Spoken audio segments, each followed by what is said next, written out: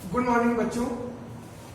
आज जो है हम लोग डिफरेंशिएबिलिटी स्टार्ट करेंगे। कंटिन्यूटी खत्म हो चुका था पिछले लेक्चर में। कंटिन्यूटी के मैंने 14 लेक्चर्स बना लिए हैं और आप उसको पूरा अच्छे से डिटेल में पढ़ लें। कहीं पर भी कोई क्वेश्चंस ऐसा नहीं होगा जो आपसे ना लगे, ठीक है। फिर भी अगर कोई क्वेश्चन नहीं लग पाता है तो आप पूछ लीजिए।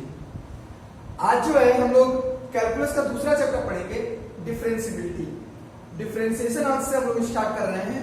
तो चैप्टर का जो नाम होगा वो डाल देंगे चैप्टर 2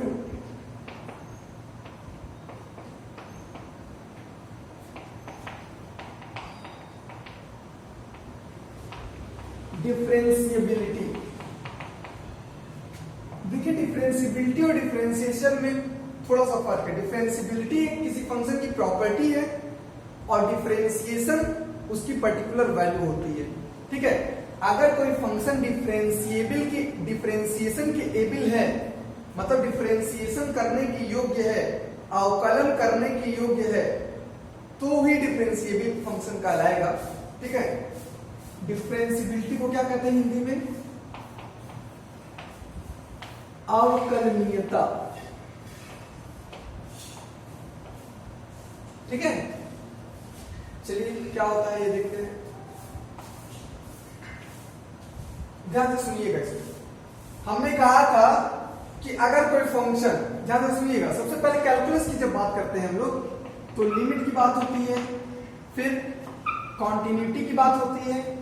मतलब अगर हम लोग देखें इसको तो सबसे पहले हम लोग बात इसकी करते हैं सीमा की, फिर सततता की बात करते हैं, मतलब लिमिट की बात होती है, फिर कॉन्टिन्यूटी की बात होती है ना, फिर अवकलन की बात होती है, डिफरेंशिएबिलिटी, और लास्ट में जो होती है समाकलनीयता की बात होती है, समाकलन की, इंटीग्रेबिलिटी की, ठीक है। सबसे छोटी क्लास ये है, like 10th class, like 12th class, like 15 graduation, like post graduation, okay. अगर आप बताएं, अगर कोई बच्चा बीएससी पढ़ लिया है तो क्या कहेंगे? वो बिना हाई स्कूल और इंटर पास किए आया होगा? नहीं।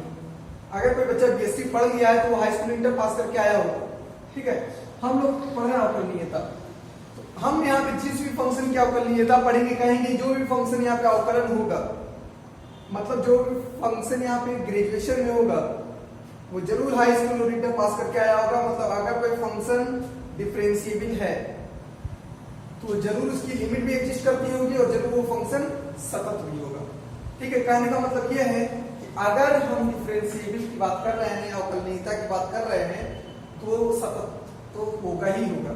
ऐसा कोई फलन नहीं होता है जो अवकलनीयता हो, जिसमें अवकलन की प्रॉपर्टी हो लेकिन वो सतत ना हो, ठीक है। लेकिन क्या हर एक फंक्शन, क्या हर एक फलन अगर सतत है तो क्या वो डिफरेंशिएबल भी होगा? इस बात की गारंटी नहीं है। जैसे आप कह सकते हैं कि अगर कोई बच्चा 12th पास कर लिया तो कोई जरूरी नहीं कि वो आगे पढ़े, ओके। तो कहने का मेरा मतलब ये है कि अगर कोई बच्चा बीएससी पढ़ रहा है तो जरूर इंटर पास करके आया होगा, क्लियर। तो ये प्रॉपर्टी आगे बढ़ती चली जाती है इस प्रकार से। उसी प्रकार से जब समाकलन की बात करेंगे तो जरूर अवकलनीयता भी होगा, उसमें सततता भी होगी, सीमा भी होगी, तभी उसमें समाकलन की प्रॉपर्टी आ रही है, ठीक है। तो कहने का मेरा मतलब यह है कि अगर हम आपसे पूछ लें कि क्या हर एक फलन अगर सतत है तो वो अवकलन भी होगा, तो इस बात की गारंटी नहीं है। लेकिन अगर हम आपसे पूछे कि अगर कोई फलन अवकलनीयता है, अवकलन की प्रॉपर्टी शो कर रहा है, तो क्या वो सतत भी होगा? अवकलन है, उसमें अवकलनीयता की प्रॉपर्टी, तो क्या वो सततता की भी प्रॉपर्टी रखेगा? तो बिल्कुल रखेगा, ठीक है। लेकिन अगर कोई फलन सतत है तो ये कोई जरूरी नहीं है कि वो अवकलनीयता की प्रॉपर्टी रखे। अब बात आती है होती क्या अवकलनीयता? सततता आपने देखा था कि जिस फलन के ग्राफ को हम लोग बिना चाप उठाए एक बार में बना सके उसे सतत कहते हैं, है ना। अवकलनीयता में क्या होती है? व्हाट इज अवकलनीयता, व्हाट इज डिफरेंशिएबिलिटी, इसी को हम लोग पढ़ेंगे यहाँ पर कि होता क्या है, ठीक है। मैं आपको पहले बता दे रहा हूं किसी भी फलन का अगर अवकलन निकालना है, ध्यान से समझिएगा,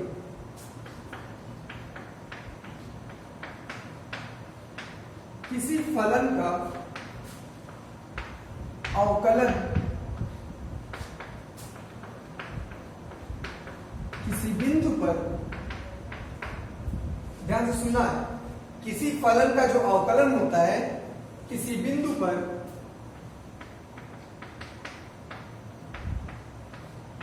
उस फलन के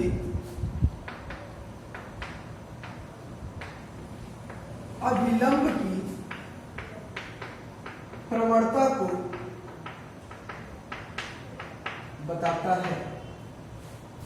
देखिए क्या कहा मैंने, किसी फलन का अवकलन किसी बिंदु पर अगर निकालना है तो क्या बताएगा, उस फलन के, सॉरी अभिलंब नहीं, स्पर्श रेखा, नॉट अभिलंब, उस फलन के स्पर्श रेखा की प्रवणता को बताता है। ओके, अगर किसी फलन का अवकलन निकालना है तो उस फलन के स्पर्श रेखा की प्रवणता को बताता है। आप इसको अब लिखना नहीं है, मैं इसको सिस्टमेटिक लिखवाऊंगा, मैंने रफली डिफिनेशन लिखी है कि अगर किसी फलन का हमें, मान लीजिए कोई फलन है और उसका ग्राफ इस तरह से है, ठीक है, और कोई पॉइंट है x इक्वल टू c, इस पॉइंट पर अगर हमें फंक्शन की डिफरेंशिएबिलिटी निकालनी है तो क्या बताएगा वो, इस पॉइंट पर इस फलन के स्पर्श रेखा का टेंजेंट का की प्रवणता, स्पर्श रेखा की प्रवणता, तो ये स्पर्श रेखा है, स्पर्श सॉरी ये फलन है, इस फलन का x इक्वल टू c पर ये स्पर्श रेखा है, दिस इज फलन, ये क्या है, स्पर्श रेखा। किसी फलन का अवकलन किसी बिंदु पर उस फलन के स्पर्श रेखा की प्रवणता बताता है। प्रवणता इस स्पर्श रेखा की कैसे निकालते हैं, किसी भी स्पर्श रेखा या किसी भी रेखा की जो प्रवणता होती है उसका x एक्सिस से जो कोण बनता है उसी की टेंजेंट को कहते हैं, दैट इज tan थीटा।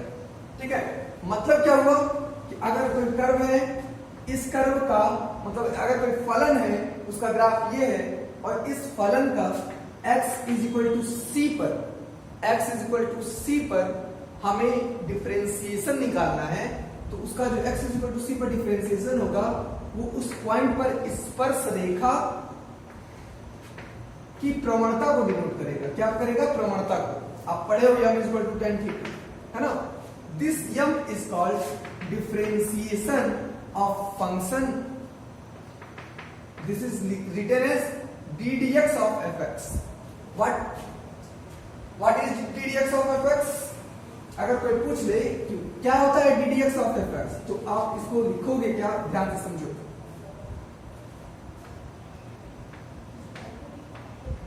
अवकलन गुणांक कहते हैं किसको, d dx। अवकलन ऑपरेटर कहते हैं, ठीक है, अवकलन ऑपरेटर, डिफरेंशिएबल ऑपरेटर।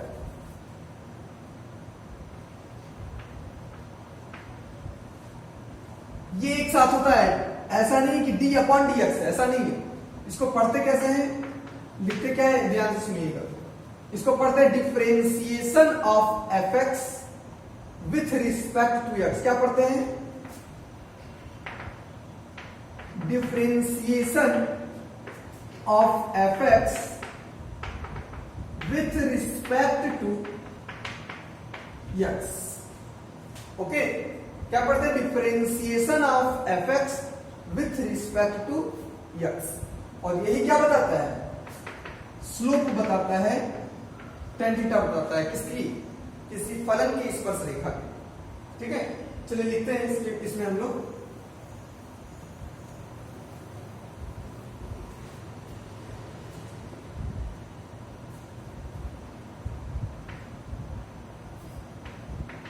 पहली डिफिनेशन लिखिएगा, अवकलनीयता। अवकलनीयता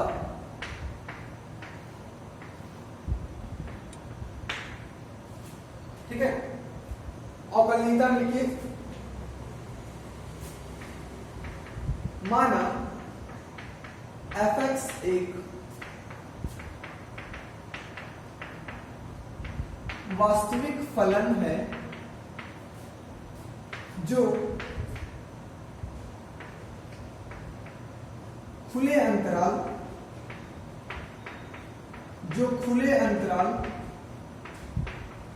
ओपन इंटरवल ए बी में परिभाषित है। मतलब ये हुआ कि fx एक फलन है, fx एक कैसा फलन है, वास्तविक फलन है जो खुले अंतराल ओपन इंटरवल ए बी में परिभाषित है, तथा c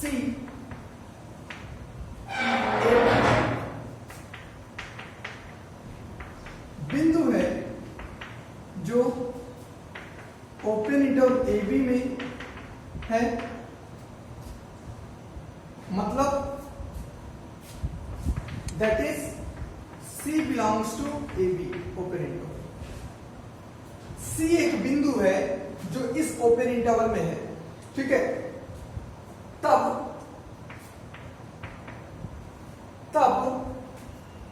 फलन fx जो होगा, तब बिंदु x is equal to C पर फलन fx की अवकलनीयता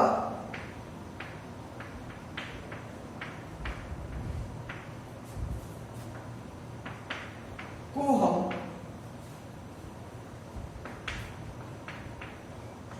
निम्न प्रकार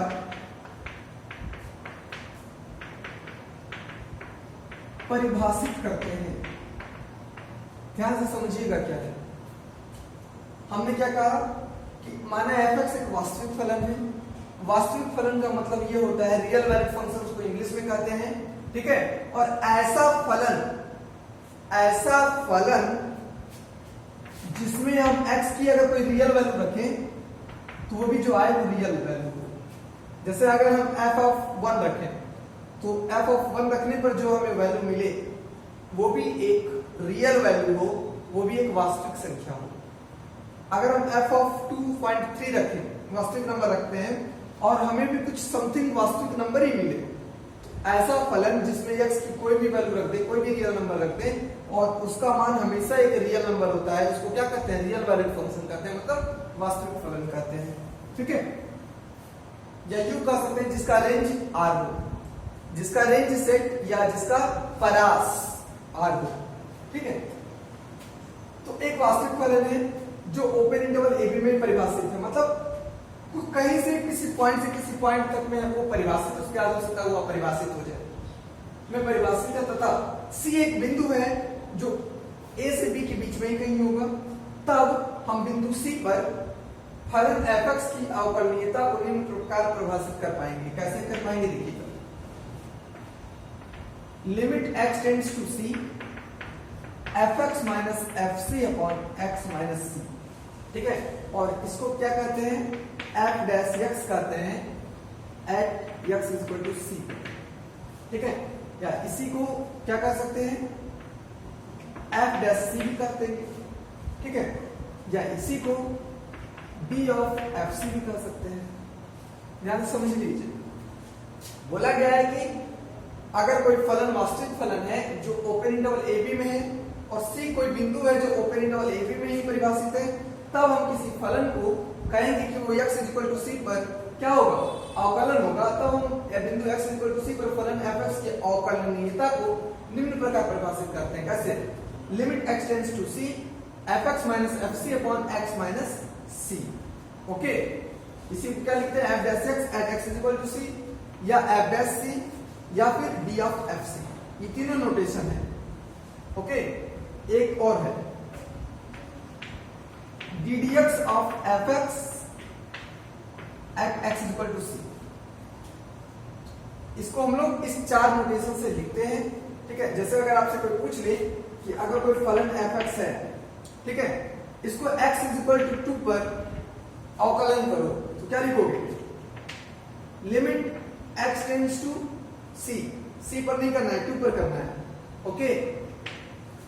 fx तो लिखोगे ही माइनस fc, c की जगह क्या है, 2 है, f of 2 upon x minus 2 इस प्रकार से। और इसको क्या लिखोगे f डैश 2 है ना, f डैश c की जगह। ओके, तो ये आपका क्या हो गया, फार्मूला हो गया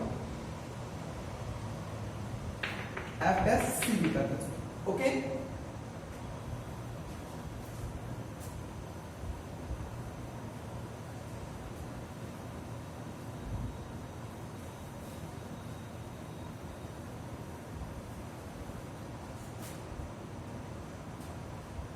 आपने क्या लिखा, f dash c is equal to limit x tends to c fx minus fc upon x minus c। ये लिखा है ना, ये क्या है, ये सूत्र है किसी फलन के c पर अवकलन होने का।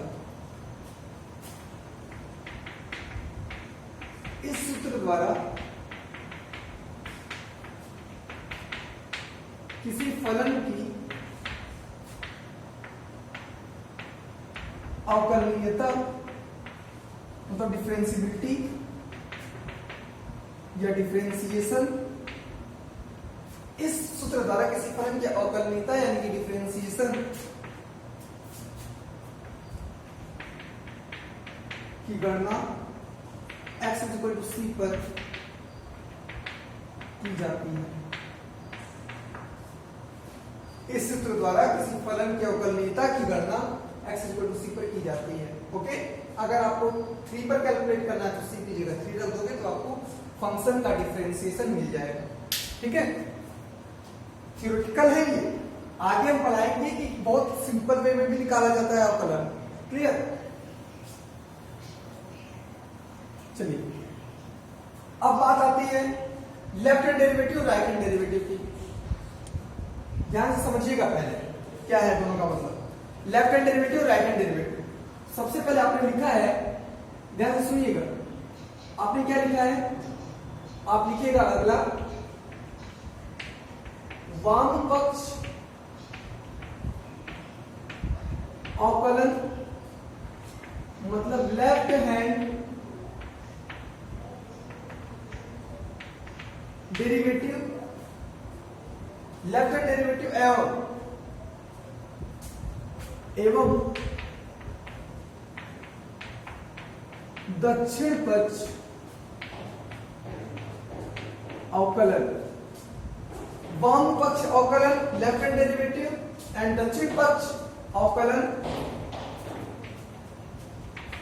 Right hand derivative. यह आपका अगला हेडिंग होगा। ठीक है, क्या होता है वाम पक्ष अवकलन और क्या होता है दक्षिण पक्ष अवकलन। चलिए देखिए, सिंस हम जानते हैं कि f डैश c जो होता है वो होता है limit x tends to c fx minus fc upon x minus c होता है ना। चलिए ध्यान दीजिएगा, आप पढ़ते हो limit x tends to a fx, ध्यान से सुनना, क्या पढ़ते हो, limit x tends to a minus fx, इसको क्या कहते हो, इसको कहते हो लिमिट लेफ्ट हैंड लिमिट। क्या कहते हो, left hand limit at x is equal to a पर, अगर माइनस लगा रहता है a पर, है ना। इसको क्या कहते हो, limit x tends to a plus fx। ये क्या होता है, right hand limit at x is equal to a पर होता है ना। और इन दोनों को मिला दिया जाए तो आप कहते हो limit x tends to a fx। और क्या होता है limit x tends to fx का मतलब क्या होता है, लेफ्ट हैंड लिमिट भी इसी में है, राइट हैंड लिमिट भी इसी में है, होता है ना। चलो ये अगर लिखा है तो ये टोटल लिमिट लिखा है, तो इसको हम दो पार्ट में लिख सकते हैं। क्या लिख सकते हैं, दो पार्ट में, ध्यान देना, इसको दो पार्ट में लिख सकते हैं। क्या, limit x tends to c minus fx, ध्यान से सुनना, c माइनस लिख रहे हैं, जब आप c माइनस लिखते हो या समथिंग लिखते हो उस केस में क्या होता है, f ऑफ x क्या हो जाता है उस समय, f of c minus h होता है ना। जब आप x टेंड्स टू, अब ध्यान से सुनो क्या लिखोगे, अभी नहीं इसको करना है। Limit x tends to c है ना, ये टोटल लिमिट है। अगर हम इसका लेफ्ट हैंड लिमिट लिखें तो क्या लिखोगे, limit x tends to c minus fx minus fc upon x minus c। और इसका राइट हैंड लिमिट लिखेंगे तो क्या लिखोगे, limit x tends to c plus fx minus fc upon x minus c। लिखोगे ना, लिख सकते हैं, क्योंकि ये तो टोटल लिमिट है ना, टोटल लिमिट है। अब हम इसको टोटल लिमिट को left hand limit right hand limit लिखते हैं, ठीक है। फिर आ जाओ, इसके जस्ट बाद क्या लिखते हैं, लिमिट h टेंडिंग टू 0, और अब f ऑफ x की जगह लिखेंगे c minus h। f of c है, फिर माइनस से लेफ्ट से कर रहे हैं, और h fc तो रहेगा ही रहेगा। क्या चेंज हुआ, x की जगह c माइनस h लिखा गया, क्योंकि c पर कैलकुलेट करना है, माइनस लेफ्ट से करना है तो माइनस h। जहां x की जगह c माइनस h लिखा गया है तो नीचे भी c माइनस h लिखोगे, c minus h minus c। Okay, यहां पे आ जाओ, कुछ भी पॉइंट को तुरंत h टेंड्स टू 0 लिखते हैं, और c plus f of x, x की जगह क्या लिखोगे, f of c plus h, f of c plus h minus fc। फिर x की जगह c प्लस h लिखाया है तो आप यहां भी लिखोगे c plus h minus c। Okay, यहां से आ जाओ, limit h tends to 0 f of c minus h minus f of c upon c से c कट जाएगा, आ जाएगा माइनस h, है ना। और ये हो गया limit h tending to 0 f of c plus h minus F C upon h, because c से c कट जाएगा। किसके इक्वल है, एफ सी के इक्वल है। इसी को कहते हैं left hand derivative at x is equal to c। F C के इक्वल ही चल रहा है इसे, और इसको कहते हैं right hand derivative at x is equal to c। क्यों? क्योंकि आप जानते हो कि अभी हमने जस्ट कैलकुलेट किया है, अभी हमने जस्ट कैलकुलेट करके जस्ट बताया है परिभाषा में, अवकलन की परिभाषा में क्या बताया है, अभी अवकलन की परिभाषा में बताया है कि कोई फलन x इक्वल टू c पर अवकलन होगा अगर limit x tends to c fx minus fc upon x minus c हो, है ना। ये फलन की परिभाषा, अवकलन की परिभाषा है कि कोई फलन x इक्वल टू c पर अवकलन होगा तो ये परिभाषा को सेटिस्फाई करेगा। और इसी परिभाषा से आपने इसको क्या किया, लिमिट है ना, तो लिमिट को आपने दो पार्ट में ब्रेक किया, left hand limit right hand limit में, ठीक है। तो ये लेफ्ट और राइट से आया, लेकिन किस चीज का लिमिट है, ये डेरिवेटिव का लिमिट है, ठीक है। तो ये क्या हो जाएगा, लेफ्ट हैंड डेरिवेटिव, और ये हो जाएगा राइट हैंड डेरिवेटिव, ठीक है। एफ डैश सी को हम लोग दो प्रकार से लिख सकते हैं, दिस इज तीन प्रकार से लिख सकते हैं। एफ डैश सी तो टोटल डेरिवेटिव है ये, F dash C this is left hand derivative है, और F dash C is equal to this is right hand derivative है। ओके, इस प्रकार से एफ डैश सी का मतलब हो गया कि फलन का डिफरेंशिएशन, क्लियर। और ये क्या होना चाहिए, दोनों इक्वल होना चाहिए, क्योंकि अगर कोई लिमिट है ना, कोई लिमिट है, तो अगर ये लिमिट है तो ये लिमिट कब इक्वल होगी, जब ये दोनों आपस में इक्वल हो। आपको बताया था मैंने कि limit x tends to a minus fx निकालो, चाहे limit x tends to a plus fx निकालो, अगर उसकी लिमिट एग्जिस्ट करती है तो दोनों लेफ्ट हैंड लिमिट और राइट हैंड लिमिट क्या होनी चाहिए, इक्वल होने चाहिए। तो ये दोनों इक्वल होंगे तो यहां से आपको बता दिया जाएगा this is left hand derivative, right hand derivative equal होते हैं तभी हमारा फलन अवकलन होता है। इसी को लिखना है आगे। तो आपको क्या मिला, वाम पक्ष अवकलन, लेफ्ट हैंड डेरिवेटिव किसको कहेंगे, इसको कहेंगे। फिर क्या मिला, दक्षिण पक्ष अवकलन, राइट हैंड डेरिवेटिव किसको कहेंगे, इसको कहेंगे। इसको नोट कर लीजिए जल्दी से।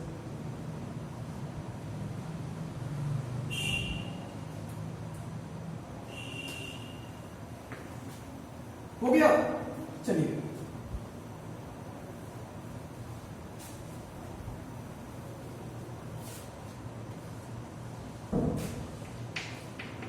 अतः left hand derivative at x is equal to c को आपको क्या मिला, किसको कहते हैं, एफ सी को कहते हैं ना। और ये क्या होता है, limit h tends to 0 f of c minus h minus f of c upon minus h। Right hand derivative at x equal to c आपको क्या मिला? f प्लस c, इसको भी कहते हैं क्योंकि वहीं से आया था। और इसका फॉर्मूला क्या हुआ? Limit h tends to 0 f of c plus h minus f of c upon h मिला। और दोनों आपस में क्या है? लिमिट होने के कारण इक्वल होने चाहिए। दिस इंप्लाइज दैट, देख लीजिए दोनों किसकी वैल्यू है? प्लस सी की वैल्यू है। This implies that f plus C is equal to left hand derivative is equal to right hand derivative, है ना? या आप इसको वर्ड में ना लिखिए, टोटल फार्मूला ही लिख लीजिए। This implies that f plus C is equal to limit h tending to 0 f of c minus h minus f of c upon minus h, और f प्लस c इसके भी इक्वल है limit h tending to 0 f of c plus h minus f of c upon h। ठीक है, तो यहां से क्या इंप्लाई हो रहा है कि फलन x बराबर c पर अवकलन या अवकलज होगा या डिफरेंशिएबल होगा। अवकलज होगा मतलब डिफरेंशिएबल होगा। डिफरेंशिएबल होगा। आप क्या लिख रहे हैं? फलन, कौन सा फलन? fx, x बराबर c पर अवकलज या डिफरेंशिएबल होगा कब? यदि left hand derivative right hand derivative बराबर हो जाए। यदि left hand derivative at x is equal to c बराबर हो जाए right hand derivative at x is equal to c के। आ रहा है ना? मतलब limit h tends to 0 f of c minus h minus F C upon minus h बराबर हो जाए limit h tends to 0 f of c plus h minus F C upon h। ठीक है, चलिए आगे की बातें जो होंगी वो कल होंगी। इतना पढ़ के रेडी रहिएगा। आगे हम पढ़ाएंगे कि left hand derivative right hand derivative क्या रिप्रेजेंट करता है। धन्यवाद।